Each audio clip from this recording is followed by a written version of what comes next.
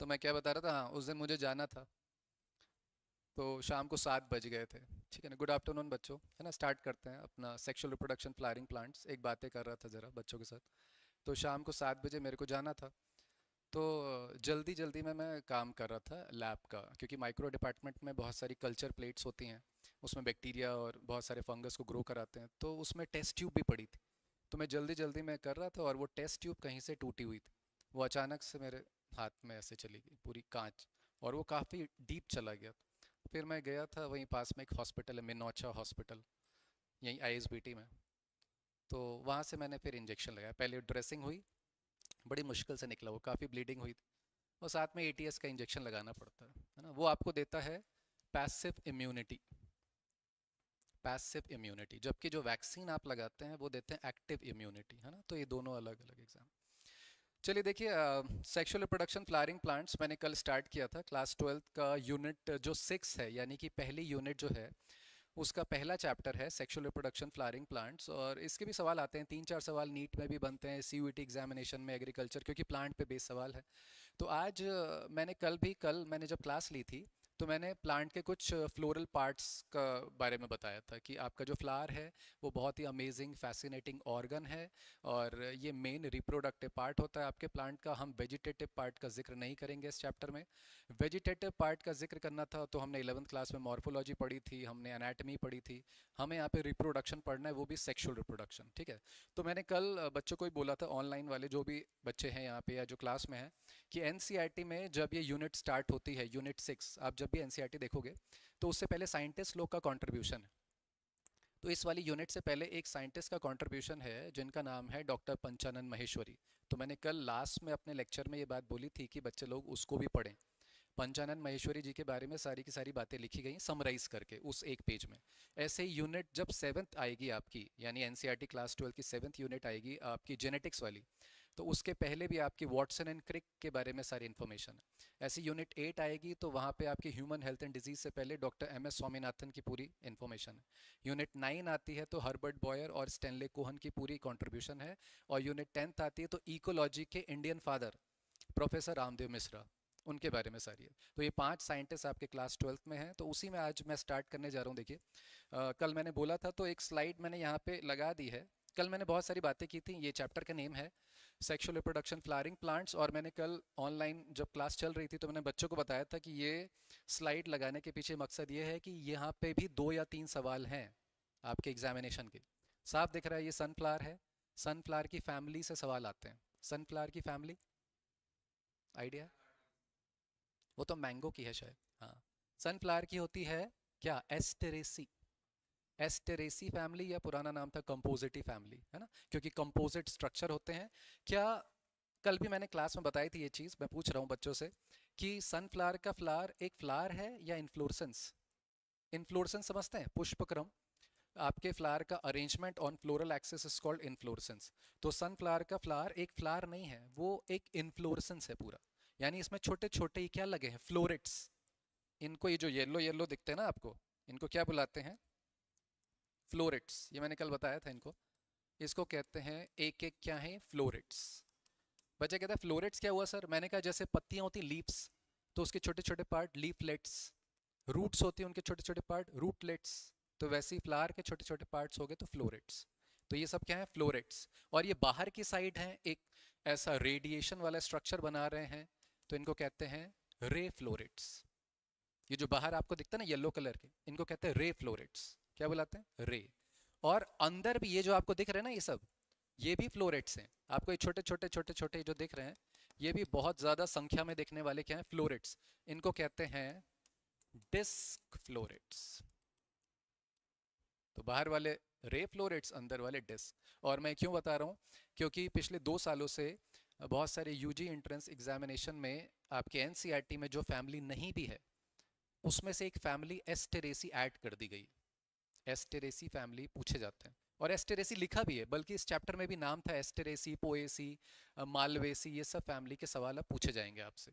ठीक है ना। तो ये नई फैमिली कुछ ऐड हुई हैं, उनको भी पढ़ना रहता है। वो जब क्लास 11th का रिवीजन होता है तब मॉर्फोलॉजी में हम फैमिलीज पढ़ाते हैं, है ना, जैसे बहुत सारे एग्जाम में क्लास 11 का ही पूछा जाता है, तो उसमें मॉर्फोलॉजी पे बेस्ड जो सवाल आते हैं वो फैमिली के सवाल पूछते हैं। और दूसरा सवाल मैंने कल बताया था, यह है इंसेक्ट्स, ये है एक इंसेक्ट।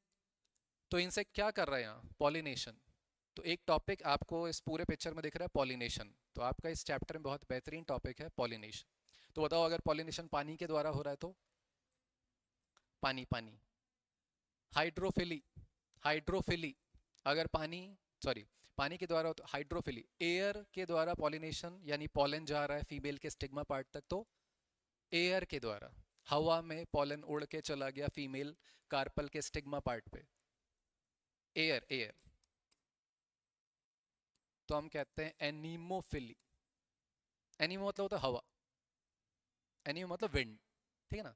पानी वाला क्या बोला मैंने, ये सब आएगा अंदर चैप्टर में आएगा, अभी तो मैं जस्ट पूछ रहा था। हाइड्रोफिली, पानी के द्वारा पॉलिनेशन प्रक्रिया। अच्छा, फिर तीसरा बताइए, किसी एनिमल्स के थ्रू होगा तो जूफिली, है कि नहीं। और अगर मैंने कहा ये इंसेक्ट है, वैसे तो इंसेक्ट भी एनिमल होता है ना, लेकिन इंसेक्ट के लिए अलग टर्म है, क्योंकि इंसेक्ट की स्टडी को क्या बुलाते हैं, एंटोमोलॉजी। तो एंटोमोफिली, ऐसे ऐसे टर्म आते हैं। तो पॉलिनेशन वाला भी एक बहुत ही बेहतरीन टॉपिक है आपके इस चैप्टर में आएगा। चलिए देखिए, तो आज हम स्टार्ट करते हैं। ये सारी बातें मैंने कल बताई थी, ये फ्लावर के पार्ट बता दिए थे, आप सब जानते हैं, सेपल, पेटल, कार्पल, स्टेमन, है ना, ये सारी चीज़ें। तो ये कल वाली क्लास में हुआ था, हम आज वाली क्लास कंटिन्यू करते हैं। कहाँ से, जरा देखिए, मैंने ये भी बताया था कि अगर आपको कभी भी फ्लोरल पार्ट्स पढ़ने हैं, उनके अंदर के स्ट्रक्चर जानने हैं, तो आप चाइना रोज, जिसको गुड़हल कहते हैं, हिबिस्कस, वो फ्लावर लें, और बहुत ही बेहतरीन एग्जाम्पल है, डाइसेक्शन करें। और ये डाइसेक्ट करके दिखाया गया है। ये देखिए, इसके बाहर सेपल है, सेपल के कलेक्शन को कैलेक्स बुलाते हैं। ऐसी बाहर जो कलर्ड पार्ट है हम कहते हैं पेटल, पेटल के कलेक्शन को कोरोला कहते हैं। क्लियर है कि नहीं। लेकिन इस गुड़हल में यानी चाइना रोज में या हिबिस्कस में आपको इस यानी कि जो सेपल के कलेक्शन को मैंने बोला है कैलेक्स, कैलेक्स के बाहर भी आपको देखिए ये स्ट्रक्चर दिख रहा है, इसको बुलाते हैं एपी कैलेक्स। देखिए लिखा है एपी मतलब बाहर के साइड, तो एपी कैलेक्स आपको, तो ये बहुत इंपॉर्टेंट है, क्योंकि अभी मैंने बोला कि चाइना रोज, चाइना रोज जो ये प्लांट है, जो फ्लावर होता है, जिसको हम गुड़हल कहते हैं, ये इंग्लिश नाम, ये हिंदी नाम, और बॉटनिकल नेम हिबिस्कस। क्लियर है कि नहीं, हिबिस्कस रोजा साइनेंसिस। और इसकी फैमिली अब ऐड हो चुकी है, मैं कह रहा हूँ, तो सवाल बन सकता है, फैमिली का नाम है Malvaceae family, Malvaceae family. Clear है कि नहीं। तो वो पूछेगा पहला सवाल, मालवेसी का एक एग्जाम्पल आप कहेंगे चाइना रोज, मालवेसी का एक और एग्जाम्पल तो आप कहेंगे कॉटन, ठीक है ना, और एक और एग्जाम्पल लेडी फिंगर, ठीक है ना। तो ऐसे 3-4 एग्जाम्पल एनसीईआरटी ने दिए होते हैं। तो ये सब पहला सवाल। दूसरा वो कहेगा इस फैमिली का जरा बताइए फ्लोरल फॉर्मूला। तो ये सब आएगा धीरे धीरे, अभी नहीं बता रहा हूँ मैं तो इतना ही कह रहा हूँ, जब भी आप किसी फ्लावर का फ्लोरल फॉर्मूला बनाते हैं, तो कल वाले चैप्टर में भी, कल वाले लेक्चर में भी मैंने बताया था, आप लेते हैं कैलेक्स का के, ठीक है ना, कोरोला का सी, एंड्रोशियम यानी मेल पार्ट ए, और गाइनोशियम यानी फीमेल पार्ट। लेकिन जब भी आप मालवेसी फैमिली का फ्लोरल फॉर्मूला बनाएंगे, तो के से पहले एक चीज आएगी, EPI. What is EPI, epicalyx. इसके फ्लोरल फॉर्मूला में कैलेक्स से पहले आपको क्या दिख रहा है, एपिकैलेक्स। ये देखिए, ये एपिकैलेक्स हो गया, देन कैलेक्स हो गया, देन कोरोला हो गया। तो जब भी आपको ऐसा कहीं चुनने में आए, ऑप्शन में आ जाए, तो बहुत ही आसान है। बाकी किसी ऑप्शन में मान लीजिए आपसे पूछा जाएगा कि गुड़हल का या कॉटन का इनमें से कौन सा फ्लोरल फॉर्मूला है, आपको याद ही नहीं है, तो आप अपनाएं एलिमिनेशन ट्रिक, जिसमें बाकी ऑप्शन में आप देखें कि KCAG लिखा है, KCAG लिखा है, यहाँ पे एपिकैलेक्स है, तुरंत इसमें लगा। अगर आपको याद नहीं है, याद है तो बहुत अच्छी बात। 5 से 7 इसमें एपिकैलेक्स होते हैं, 5 to 7 तक एपिकैलेक्स होते हैं बाहर की साइड। तो कैलेक्स के बाहर है, इसलिए नाम क्या है, एपिकैलेक्स, कवरिंग कर रखी है, एपी मतलब ऊपर की साइड। चलिए, तो ये मैंने लास्ट यहाँ तक कल बताया था। और इसी के आगे देखिए आपके हैं, इनकी इमेज मैंने एनसीईआरटी बुक से ही ली है, और थोड़ी सी ब्लर होगी, अगर फिर भी मैं समझाता हूँ क्या लिखा है, और आप एनसीईआरटी को साथ में रख के पढ़ा करें। तो देखिए, ये है वो पिक्चर जो आपकी यूनिट 6 से पहले दी है। मैंने कहा ये यहाँ से भी सवाल बनते हैं, और बन रहे हैं आजकल, बहुत सारे सवाल बन रहे हैं। आपको पता है, बहुत सारे यूजी एंट्रेंस एग्जामिनेशन, जैसे अभी हुआ है नीट 2025, सीयूईटी में भी, है ना, और इस साल तो बल्कि सवाल डायरेक्टली पूछ लिया गया। मैंने कहा आपके क्लास 12 की जो लास्ट यूनिट है वो है 10th यूनिट, 10th। ये जो यूनिट पढ़ रहे हैं कौन सी है, 6th। क्लियर है कि नहीं? तो 10th यूनिट से पहले पिक्चर है प्रोफेसर राम देव मिश्रा, उनके बारे में सवाल आया था इस साल कि फादर ऑफ इंडियन इकोलॉजी कौन है, लगाया प्रोफेसर राम, आया ना सवाल। तो वैसे अगले साल हो सकता है किसी और एग्जामिनेशन में इनसे आ जाए, स्वामीनाथन जी से सवाल आ जाए, हर्बर्ट बॉयर से आ जाए, तो सबके लिए तैयार रहना, छोड़ना नहीं है, एक भी लाइन नहीं छोड़नी। तो देखिए मैं इसको बता देता हूँ एक चीज़, ये है प्रोफेसर पंचानन माहेश्वरी या डॉक्टर पंचानन माहेश्वरी। और पहली चीज़ मैं बताता हूँ कि इनको क्यों पढ़ना ज़रूरी है, क्योंकि हम सारे कॉम्पिटिटिव एग्जाम में एनसीईआरटी बुक को फॉलो करते हैं। तो जरा देखिए पंचानन माहेश्वरी की लास्ट लाइन में क्या लिखा है, एनसीईआरटी, यानी जो आप आज के टाइम पे एनसीईआरटी बुक्स पढ़ते हैं 1964 में, इनको पब्लिश कराने में किसका बहुत बड़ा कंट्रीब्यूशन भी रहा है, डॉक्टर पंचानन माहेश्वरी। साफ लिखा है, लिखा है contribution to the school education by his leadership in bringing out the very first text book of the biology for higher secondary school publish in 1964। Clear है कि नहीं? तो यहाँ से एक सवाल, मतलब ये नहीं कह रहा हूँ कि यही सवाल बनेगा इस साल, पर एक सवाल मैंने कहा यहाँ से आ सकता है, हो सकता है ये भी। जब देखो यार, मैं तो अपने क्लास में ये भी बोलता हूँ कि अगर बहुत सारे कॉम्पिटिटिव एग्जाम में एनसीईआरटी बुक ही पूछी जा रही है तो बच्चा उसको रट रहा है, लेकिन बच्चा ऐसे पेजेस को छोड़ भी रहा है। बहुत सारी कोचिंग में लास्ट ईयर तक ये सब नहीं पढ़ाया जाता था, अब जब देख रहे हैं कि बहुत सारे एंट्रेंस एग्जामिनेशन में यहाँ से भी सवाल आ रहे हैं, क्योंकि अब सवाल बचे ही नहीं है। जो एनटीए है या जो भी एग्जामिनेशन कंडक्ट कराते हैं उनके पास सवाल ही नहीं बचे नए, तो कहाँ से देंगे, ऐसे ऐसे लाइनों से सवाल आएंगे फिर, और आ रहे हैं, है ना? तो प्लीज़ मत छोड़िए, इसमें बहुत सारी चीज़ें हैं शायद आपने पढ़ी भी होंगी, तो ये सब नहीं आएगा। देखिए अब कोई मेरे से बोलता है कि ये पैदा कब हुए थे, मरे कब, तो ये सबसे कोई मतलब नहीं है, आपको ये सब कोई सवाल नहीं बनता है। लेकिन ये बहुत ही फेमस मोस्ट डिस्टिंग्विश बॉटनिस्ट रहे हैं, न सिर्फ इंडिया के बल्कि इंटायर वर्ल्ड, बहुत फेमस थे ये। क्लियर है कि नहीं? पहली चीज।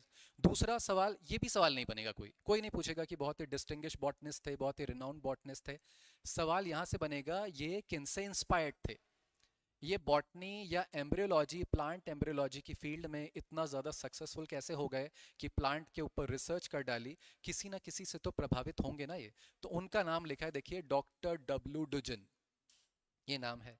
जैसे अभी मैंने एक दिन वो पढ़ाया था natural selection by the Charles Darwin, तो मैंने बताया था डार्विन भी तो किसी ना किसी से प्रभावित थे, उनका नाम था थॉमस माल्थस।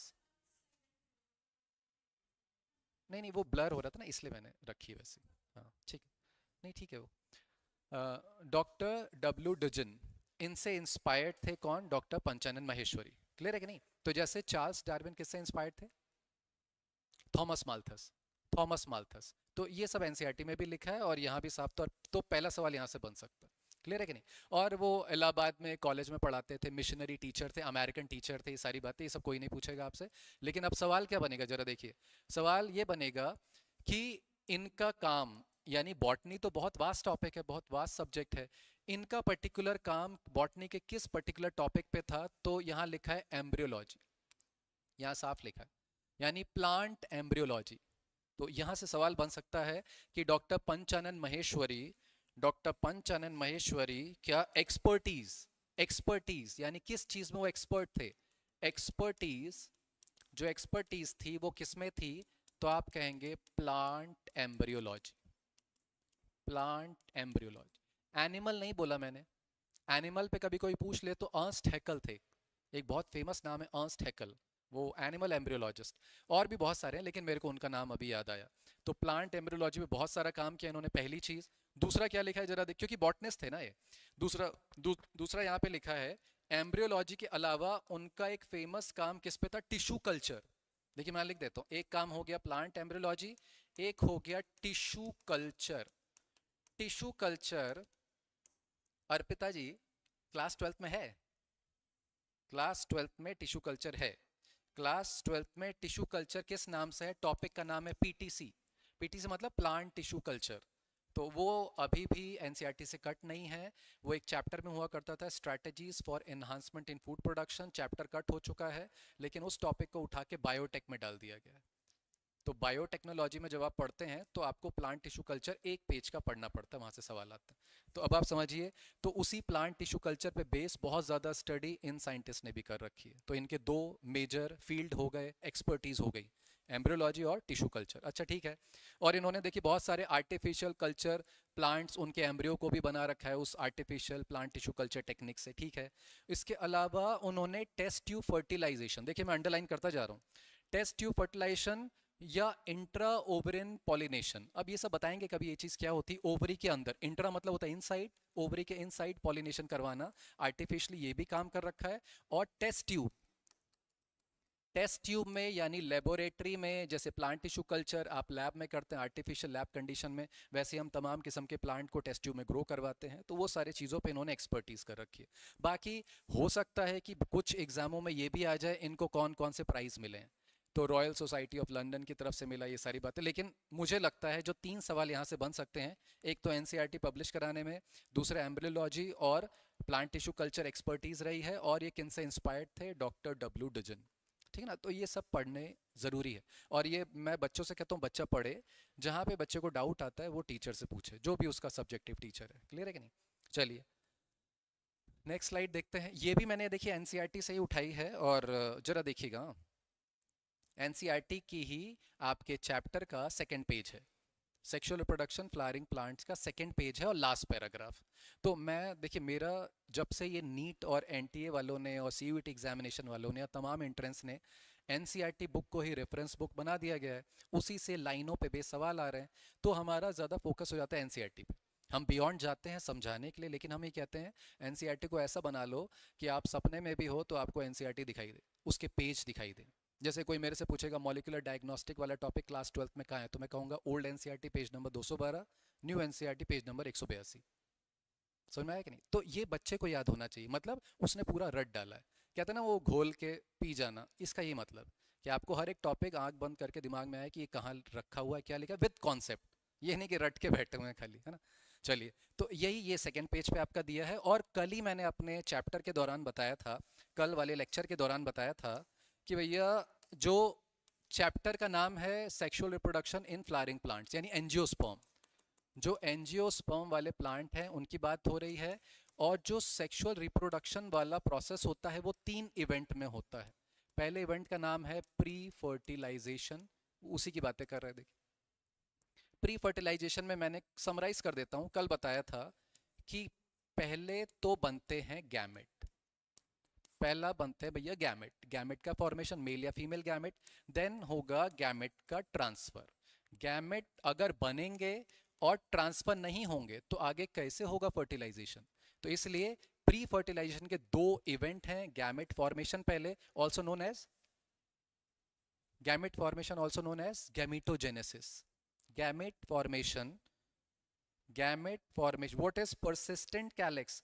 बेटा जब अभी आएगा ये कैलेक्स क्या होता है कि जब आपका फ्लावर पूरी तरह डेवलप होता है आगे, और जब फ्रूट की तरफ जाता है, ओवरी से आपका पूरा बनता है फ्रूट, तो आपके जो कैलेक्स होते हैं या जो फ्लोरल पार्ट्स होते हैं ना वो हट जाते हैं। लेकिन किसी किसी फ्रूट बनने के बाद, ओवरी से फ्रूट बनने के बाद भी जो कैलेक्स है वो परसिस्ट करता है, रहता है।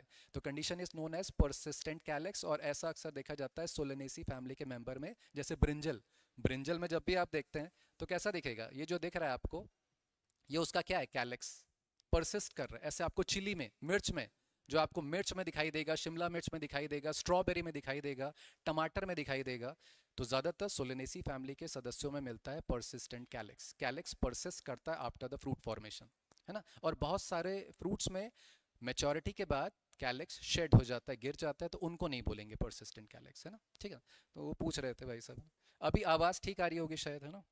चलिए, तो देखिए प्री फर्टिलाइजेशन में गैमेट फॉर्मेशन हो गया और गैमेट ट्रांसफर हो गया। दूसरा इवेंट मैंने कहा था, दूसरा इवेंट होता है फर्टिलाइजेशन, फर्टिलाइजेशन। और तीसरा इवेंट होता है पोस्ट फर्टिलाइजेशन। तो इस वाले पेज में देखिए प्री फर्टिलाइजेशन की स्टार्टिंग हो रही है, लेकिन अभी जरा देखिए मैं कहाँ जाऊंगा, किस टॉपिक में। बस ये वाला पेज इसलिए मैंने खोला हुआ है कि आपको कुछ पॉइंट बता दूं। इस पेज में बहुत ज़्यादा इंपॉर्टेंट पॉइंट लिखे गए। तो जरा देखिए क्या लिखा है, पहले मैं पढ़ देता हूँ, एनसीईआरटी की लाइन है। लिखता है much before the actual flower is seen on a plant, है ना। जब भी आप प्लांट का एक्चुअल फ्लावर को देखते हैं तो उससे पहले भी तो कुछ ना कुछ इवेंट हो चुके होते हैं, ये कहना चाह रहा है। तो कह रहा है the decision that the plant is going to flower, जैसे सीड से आपका फ्लावर की तरफ जा रहा है तो उसमें बहुत सारे चेंजेस हो रहे हैं, चीजें बदल रही हैं। क्या हो रहा है अंदर, सेवरल हार्मोनल एक्शन हो रहा है, सेवरल स्ट्रक्चरल चेंजेस आ रहे हैं, यानी उसके स्ट्रक्चर में बदलाव हो रहा है, हार्मोनल बदलाव चल रहे हैं अंदर, जो कि आगे चल के उसके तमाम सेल्स या टिश्यू को क्या करेंगे, डिफरेंशिएट। सेल्स और टिश्यू क्या होते जाएंगे, विभाजित।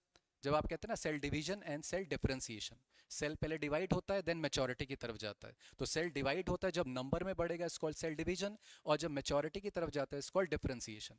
तो आप समझिए सीड से पूरा का पूरा प्लांट और फ्लावर आ गया, तो उसमें क्या क्या चीजें हो रही हैं। पहला सवाल, हार्मोनल बदलाव, हार्मोनल चेंजेस। जैसे बताइए, जो भैया फ्लावर बन गया, फ्लावर बनाने के लिए एक हार्मोन रिस्पॉन्सिबल, नाम पता है?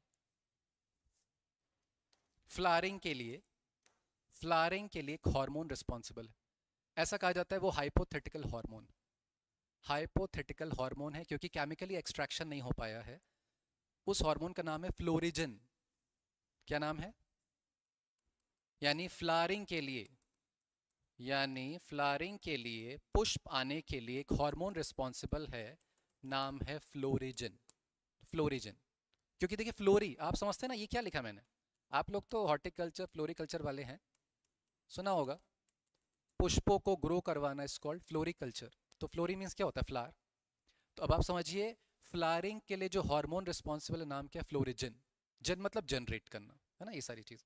तो बहुत इंपॉर्टेंट सवाल है, और ये हाइपोथेटिकल है, ऐसा आपकी बुक कहती है। हाइपोथेटिकल मतलब काल्पनिक, यानी ये एक्शन तो दिखाता है, किस फॉर्म में एक्शन आता है, फ्लावर बन जाता है, लेकिन केमिकली एक्सट्रैक्ट नहीं हो पाया। जैसे आप सबने पढ़ा होगा auxin, gibberellins, cytokinin, abscisic acid, ethylene, तो इन सब का तो एक्सट्रैक्शन हुआ है कहीं ना कहीं से, या इथाइलिन तो गैसियस फॉर्म में है, लेकिन एक्सट्रैक्शन नहीं केमिकली, है ना। लेकिन है हार्मोन, इसका एक्शन दिखता है किस फॉर्म में, फ्लावरिंग, है ना। ठीक है, तो अब जरा देखिए, तो मैंने क्या बोला कि भैया जो सीड से लेके पूरा प्लांट मैच्योरिटी की तरफ जाता है तो उसमें डिफरेंशिएशन होता है, हार्मोनल बदलाव होते हैं, स्ट्रक्चरल चेंजेस होते हैं, तब जाके पूरा प्लांट बनता है। लेकिन इसमें एक टर्म लिखा है जो अक्सर बच्चा मेरे से पूछता है क्लास के बाद, कहता है सर मैंने पूरा पढ़ा और उसमें एक टर्म आया कि जब डिफरेंशिएशन हुआ, हार्मोनल चेंज हुए, स्ट्रक्चरल बदलाव आया, and further development of the floral प्राइमोर्डियम।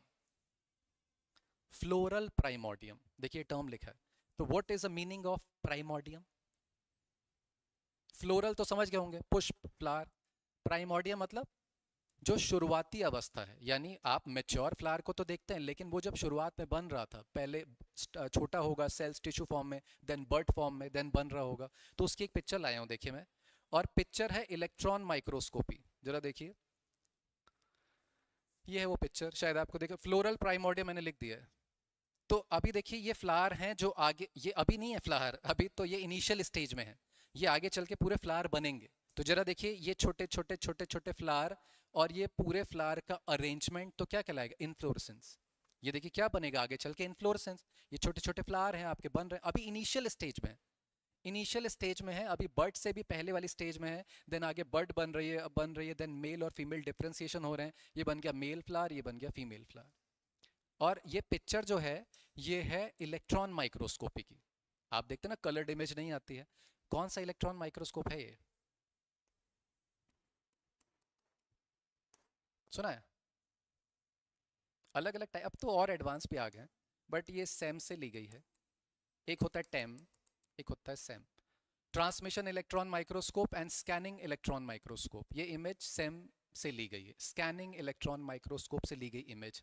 तो इलेक्ट्रॉन माइक्रोस्कोपी के भी अलग अलग टाइप होते हैं, अभी नया एडवांस तो मुझे भी नहीं पता पिछले 5-6 सालों से, क्योंकि पहले मैं रिसर्च में था, तो तब ये सबसे रूबरू होते रहते थे। जैसे NBRI चले गए, national botanical research institute Lucknow, कभी एक आपके मऊ बनारस के आगे एक इंस्टीट्यूट है NBAIM, national national biological national bureau of agriculture important micro organism, NBAIM। तो वहाँ पे भी इलेक्ट्रॉन माइक्रोस्कोप हमने देखा था, काम नहीं किया, देखा था बस, है ना। तो वैसे एक है स्कैनिंग इलेक्ट्रॉन माइक्रोस्कोप से ली गई इमेज है। तो ये सब आपको जो पिक्चर दिख रहे हैं ये सब क्या है, फ्लोरल प्राइमोर्डियम। ये सब क्या है, फ्लोरल प्राइमोर्डियम। तो ये फ्लोरल प्राइमोर्डियम में आगे चल के मेच्योरिटी के बाद क्या बनेंगे, फ्लावर्स। तो बताइए, अगर मेरा हाथ है लीफ, इनिशियल स्टेज में इसको क्या बोला जाएगा, जब ये लीफ नहीं थी, लीफ प्राइमोर्डियम। लीफ प्राइमोर्डियम, ये भी नाम था कहाँ, क्लास 11th में एनाटमी चैप्टर में, जो एनाटमी वाला चैप्टर है 6th चैप्टर, वहाँ पे इसका नाम था लीफ प्राइमोर्डियम, जो आगे चल के लीफी स्टेज बनाएगा, लीफी स्ट्रक्चर बनाएगा। समझ में आया? तो ये बहुत इंपॉर्टेंट पिक्चर है इलेक्ट्रॉन माइक्रोस्कोप। तो ऐसी बहुत सारी पिक्चर हैं, सीट की भी हैं, जितना टाइम मिलता हम एक्सप्लेन करते हैं।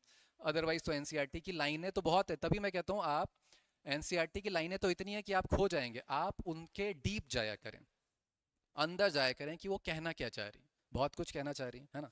और बाकी सब वही बातें जो मैंने कहा कि भैया फ्लावर में male and female reproductive part होते हैं। मेल पार्ट को यहाँ कहा गया भैया एंड्रोशियम, क्लियर है? क्या बोला गया है? एंड्रोशियम। फीमेल पार्ट को गाइनोशियम, मैंने पहले ही बता दिया, और बाकी आएगा आगे, ठीक है ना मेरी बात? अच्छा, अब देखिए मैं किस टॉपिक पे ले जाना चाह रहा हूँ, पहले ध्यान देना, बहुत इंपॉर्टेंट पेज है और बच्चा अक्सर उसको मिस करता है। यहाँ पे बच्चा कहेगा सर फ्लावर, जैसे आपका फ्लावर बन गया और कहते हैं कि सेक्सुअल रिप्रोडक्शन, ये आपका फ्लावर एक रिप्रोडक्टिव पार्ट है आपके प्लांट का, फिर इसमें आपके गैमेट्स बनेंगे, मेल और फीमेल गैमेट एक साथ आएंगे तो फर्टिलाइजेशन होगा, एंड फर्टिलाइजेशन का जो एंड प्रोडक्ट बनता है, ध्यान दीजिएगा, फर्टिलाइजेशन का जो एंड प्रोडक्ट होता है वो होता है सीड। क्या होता है? सीड। देन सीड की फिर प्रक्रिया चलेगी, जर्मिनेशन होगा, देन पूरा मैच्योर प्लांट बनेगा, देन फिर से फ्लावर बनेगा, तो लाइफ साइकिल चलती रहती है, ठीक है ना। तो पूछा जाएगा फर्टिलाइजेशन यानी सेक्सुअल रिप्रोडक्शन का एंड प्रोडक्ट या फाइनल प्रोडक्ट क्या होता है? सीड, ठीक है ना। तो बच्चा कहता है सर कहाँ लिखा है? हमने कहा यहाँ लिखा है, ठीक है ना। बहुत इंपॉर्टेंट है, इसीलिए एनसीईआरटी के हर एक लाइनों को समझ। देखिए क्या लिखा है, seed is the final product of sexual reproduction और फर्टिलाइजेशन। क्लियर है मेरी बात? है ना। तो पहली चीज सीड। तो अब मैंने जो पिक्चर आपको दिखाई है ये वाली, इस पे पहले ले जा रहा हूं, बताइए क्यों? क्योंकि चैप्टर का नाम है फ्लावरिंग प्लांट्स, और फ्लावरिंग प्लांट्स को बोलते हैं एंजियोस्पर्मिक प्लांट्स। ध्यान दीजिएगा, एंजियोस्पर्म्स। तो कहा जाएगा एंजियोस्पर्म में सीड होने के क्या क्या एडवांटेजेस हैं, क्या क्या फायदे हैं, कि एंजियोस्पर्म से पहले भी जो प्लांट थे उनमें सीड था कि नहीं था? बताइए। सीड। एंजियोस्पर्म से पहले जो प्लांट थे उनका नाम क्या था? जिम्नोस्पर्म। जिम्नोस्पर्म से पहले, पहले मतलब आज भी हैं वो, बट इवोल्यूशन के कॉन्टेस्ट में मैं पूछ रहा हूँ कौन से हैं? टेरिडोफाइट्स। उनसे पहले कौन थे आपके? ब्रायोफाइट। उनसे पहले कौन थे आपके? एल्गे। एल्गे आपके बहुत ही प्रिमिटिव हैं, धीरे धीरे इवॉल्व हुए, तो ब्रायो, टेरिडो, जिम्नो, एंजियो। आज के टाइम पे जो दुनिया भर में डोमिनेटिंग कौन है? Angiospermic plant. क्लियर है कि नहीं? तो मैंने कहा सीड वाले इनमें से कौन कौन है? क्या एल्गी, ब्रायोफाइटा, टेरिडोफाइटा में सीड था? नहीं। सीड वाले कौन है? ये दोनों। सीड जिनमें पाया जाता है वो कौन है? जिम्नोस्पर्म और एंजियोस्पर्म। सीड वाले प्लांट ये दोनों हैं। तो बहुत सारे बच्चों को एक टर्म या टर्मिनोलॉजी में दिक्कत होती है, नाम है स्पर्मेटोफाइटा। ध्यान दीजिएगा, कोई पूछेगा व्हाट इज स्पर्मेटोफाइटा, तो स्पर्म का यहाँ मतलब है सीड से, और फाइटा का मतलब है प्लांट। ऐसे प्लांट जो सीड बेयर करेंगे कॉल्ड स्पर्मेटोफाइटा। तो कौन कौन है?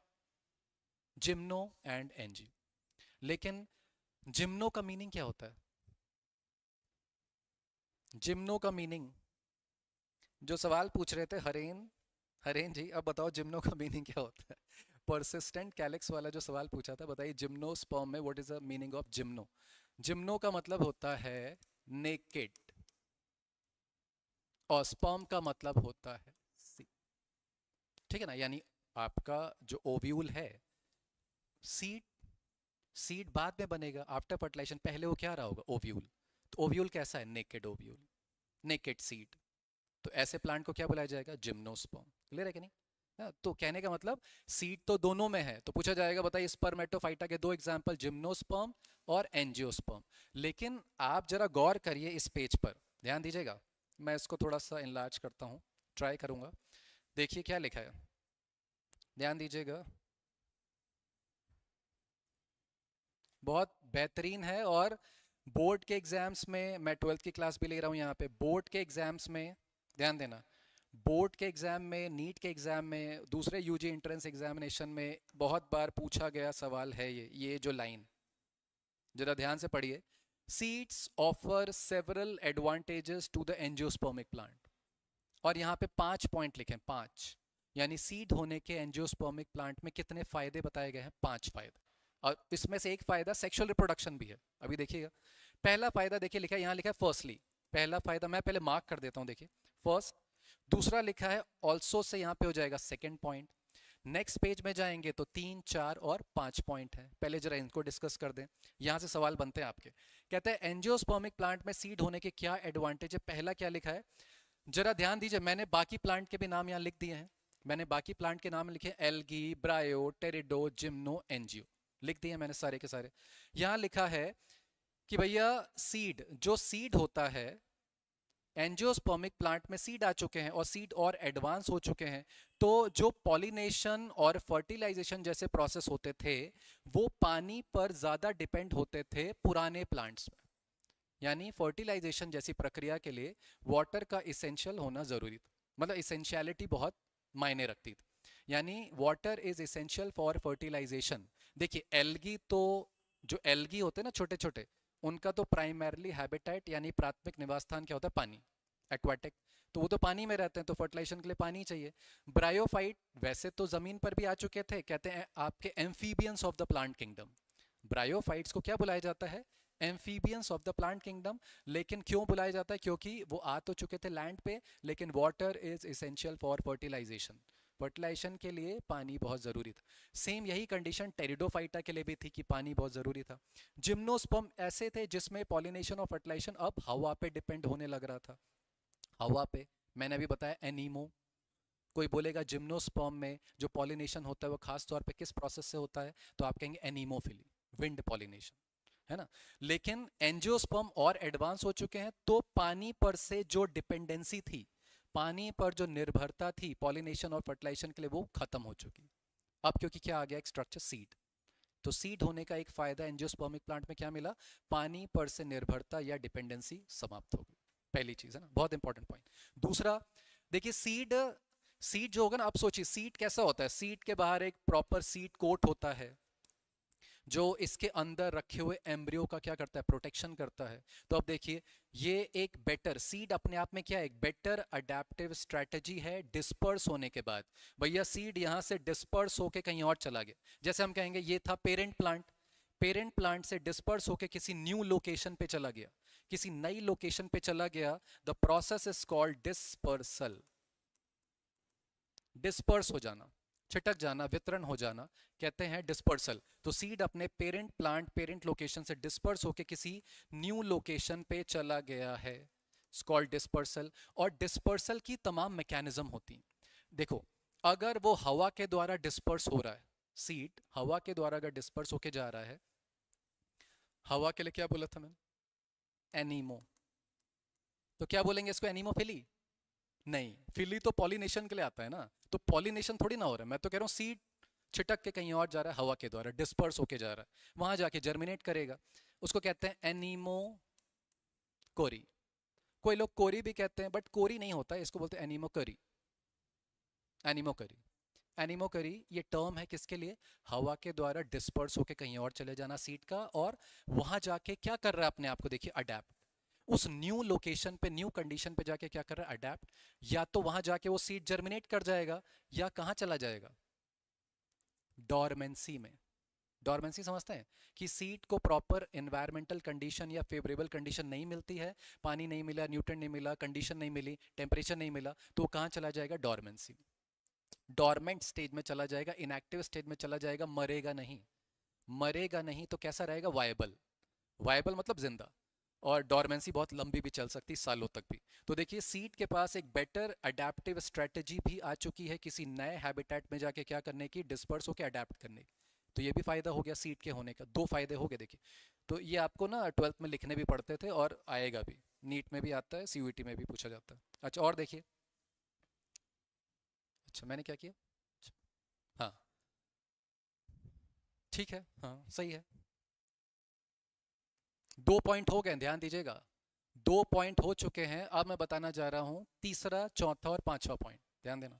एंजियोस्पर्मिक प्लांट में सीड होने के तीसरा एडवांटेज, थर्ड, थर्ड है, ये लो क्या लिखा है, एज सीड हैव या as they have sufficient food reserve. ये देखिए, ये है भैया सीड, मानो ये सीड है, तो सीड के अंदर आपने एक नाम सुना होगा, ये सब क्या है,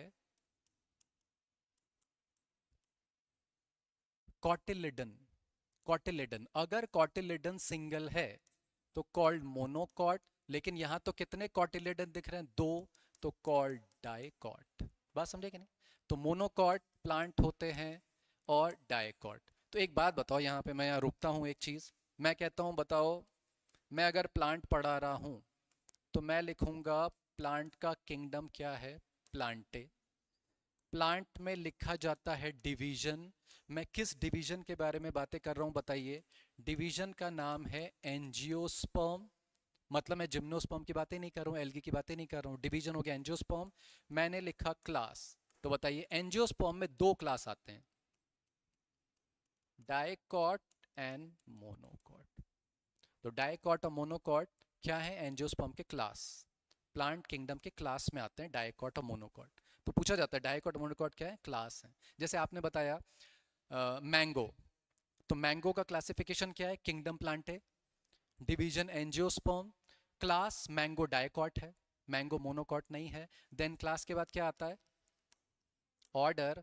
मैंगो के ऑर्डर का नाम है सैपिंडेल्स, और मैंगो की फैमिली का नाम इन्होंने बताया था, क्या है, एनाकार्डिएसी। क्लियर है कि नहीं? तो ऐसे पूरे टेक्सोनॉमी आपने फिल कर दी, इसको बोलते हैं टेक्सोनॉमी। तो ये भी याद रखना पड़ता है, एक एक किस्म का क्लास है डाइकॉट, एक है मोनोकॉट। तो मैंगो मैंने बता दिया डाइकॉट है। मोनोकॉट का एग्जांपल जानते हैं?